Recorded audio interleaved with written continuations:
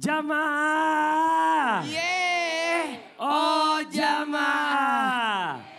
Alhamdulillah. Alhamdulillahirrabbilalamin. Kembali lagi di Islam Itu Indah. Buat jamaah Islam Itu Indah di rumah yang dirahmati Allah ya. Masih di tema kita pagi hari ini yang luar biasa. Lebih baik bertahan atau lepaskan. Dan sebelumnya kita ucapin lagi terima kasih banyak buat jamaah dari Bandung. Mana tepuk tangannya. Ya Allah luar biasa ya. Oke, sebelum kita lanjut, kita lihat lagi sebuah video tayangan. Kali ini kita lihat tentang video salut seorang anak yang mau mengorbankan cita-citanya demi merawat orang tua. Ini dia tayangannya. Masya Allah luar biasa ya, memang gak gampang nih. Dihadapkan permasalahan-permasalahan kayak gini memang sulit banget ya. Karena kita ini punya masa depan, istilahnya seperti itu Ustaz Syam ya. Dan kita juga punya orang tua masa saat ini yang harus kita urus. Nah dilematis nih, setiap orang pasti punya mimpi. Tapi bagaimana ketika kita dikasih pilihan antara kerjaan atau merawat orang tua kita. Dan bagaimana yakin kita nih ya, jika kita melepaskan apa yang kita impikan ini demi tujuan yang mulia merawat orang tua. Insya Allah Allah akan ganti berkali-kali lipat. Nah ini bagaimana nih Ustaz Syam mau izin penjelasannya. Tepuk tangan buat Ustaz Syam. Terima kasih Bang Fadli. Tapi guru kami Ustaz Maulana Muhammad, para alim ulama yang dimuliakan Allah Subhanahu wa taala. A'udzu billahi minasy syaithanir rajim. Huwa alladzi ja'ala lakumul arda dhalulan famshu fi manakibiha. فامشوا في مناكبها وكلوا من رزقه وإليه النشور.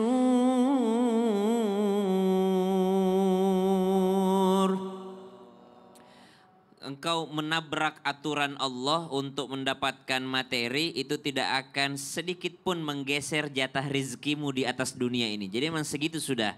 Tapi gimana kalau yang dikejar ini rezeki yang halal cuma agak mengorbankan sedikit waktu untuk merawat orang tua.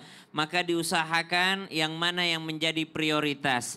Kalau memang tidak ada yang bisa terwakili maka usahakan jalan keduanya. Karena merawat orang tua pun kadangkala kita juga butuh materi. Kalau dikatakan udah nggak usah kerja, rawat aja orang tua. Lah duit buat beli obatnya dari mana? Subhanallah. Duit buat rumah sakitnya dari mana? Perawatannya dari mana? Maka kadangkala memang keduanya harus berjalan beriringan. Tapi yakin dan percayalah dengan keimanan dan ketakwaan, keikhlasan. Merawat orang tua nggak bikin bangkrut. Merawat orang tua enggak bikin subhanallah habis uang itu tidak bikin habis. Kalau merawatnya karena Allah subhanahu wa ta'ala. Kalau merawat orang tua dalam rangka taat kepada Allah subhanahu wa ta'ala. Maka janji Allah. Wa man yattaqillaha yaj'al lahu makhraja. Wa yarzuquhu min haitsu la yahtasib. Siapa yang bertakwa kepada Allah maka Allah akan berikan jalan keluar dari setiap masalah. Dan Allah akan berikan rizki dari jalan yang tidak disangka-sangka. Bisa jadi yang dimaksud Allah jalan keluar dari setiap masalah tadi itu adalah diberikan pekerjaan yang tidak melalaikannya dari merawat orang tuanya yang perlu dirawat subhanallah. Maka selanjutnya apa yang penting untuk kita pelajari ini kasusnya tadi anak perempuan. Tapi kalau anak perempuan sudah menikah maka boleh saja si anak perempuan ini meminta izin kepada suaminya untuk merawat orang tuanya atau kalau suaminya mampu dengan mengatakan karena ada kemarin viral itu Bu, seorang istri dan suami kata suaminya saya malas pulang karena kamu sibuk dengan bapakmu. Kata suaminya, saya kalau begitu siapa yang rawat bapakku? Kata suaminya, saya tawarkan ART perawat untukmu. Maukah kamu menerima? Istrinya juga nggak mau. Nggak mau menerima ART. Ah ini sudah lain kasus nih. Kalau sudah menikah maka dia kepada suaminya. Dan suami yang berakhlak baik itu dia kasih perawat kepada mertuanya tadi. Iya karena biar si istri kan kepada suami. Bener, makasih banyak Ustaz Syam. Sama-sama Bang Fadli. Tepuk tangan buat Ustaz Syam.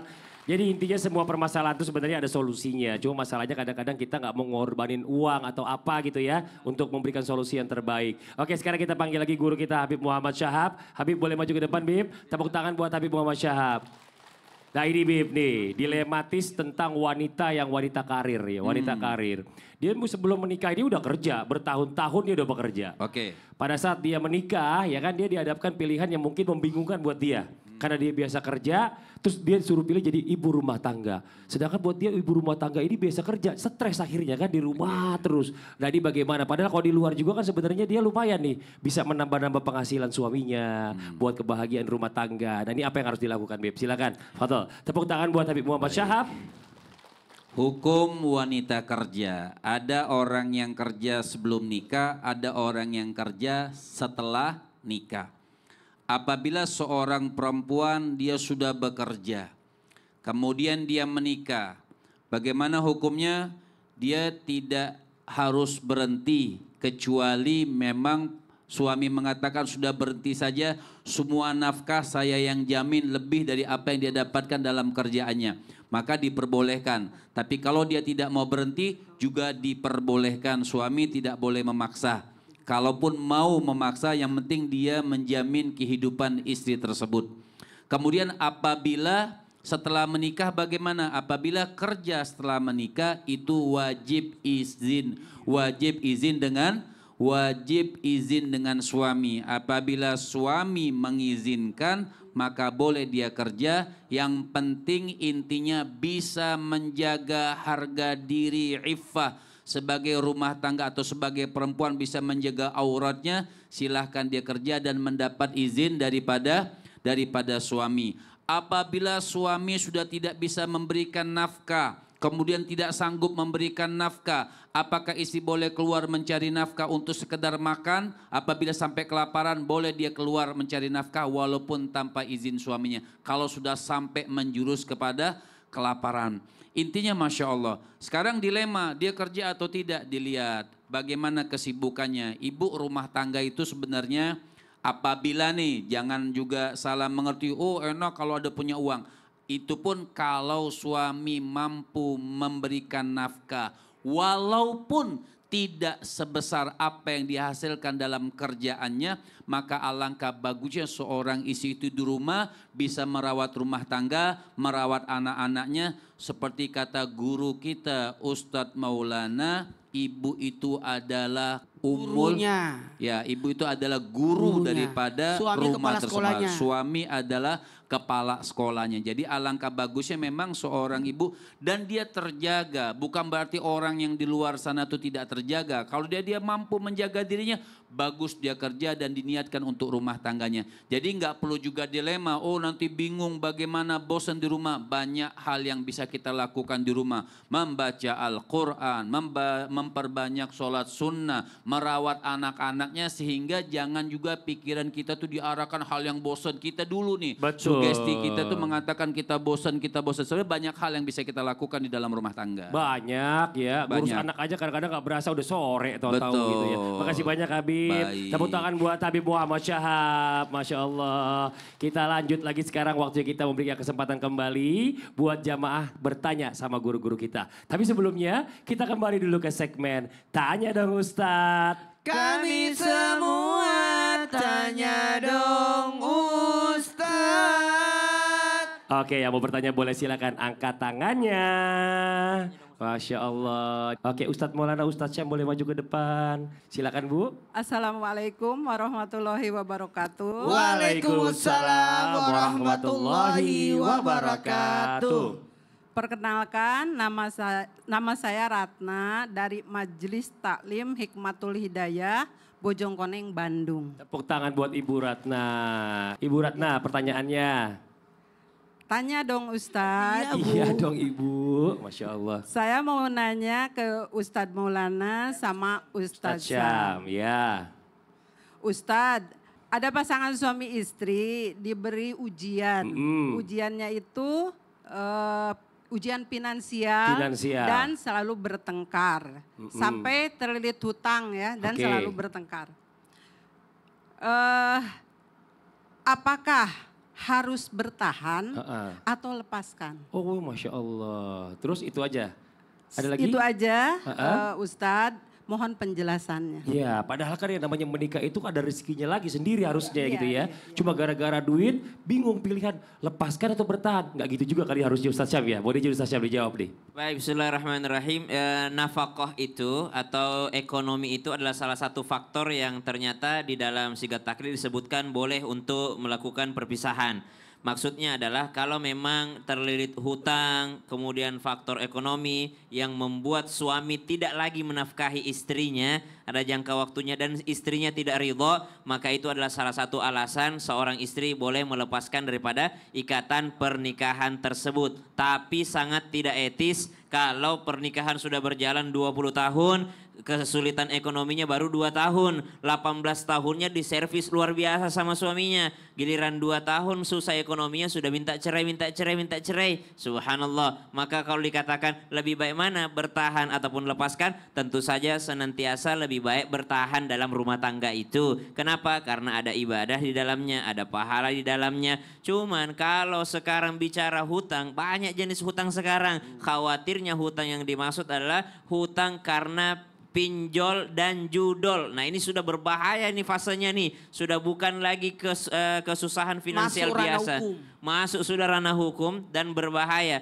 Sudah rusak finansialnya, lama-kelamaan dari rusak finansial masuk ke rusak mental. Sehingga kalau sudah rusak mental, sudah berbahaya juga bagi fisiknya sang istri. Sehingga kalau dikatakan lepaskan atau bertahan, kalau memang bisa diperbaiki silahkan bertahan. Tapi kalau tidak bisa diperbaiki, maka agama pun tidak mengharamkan untuk melepaskan. Untuk meninggalkan. Betul. Masya Allah. Terima kasih banyak. Dari Ustadz Maulana tambahannya Mohon silakan. maaf tanpa menggurui, hanya mengingatkan kepada semuanya, ujian rumah tangga seseorang itu biasa dengan alasan finansial, harta dan sebagainya. Mohon maaf ya, banyak uang siapa yang diuji?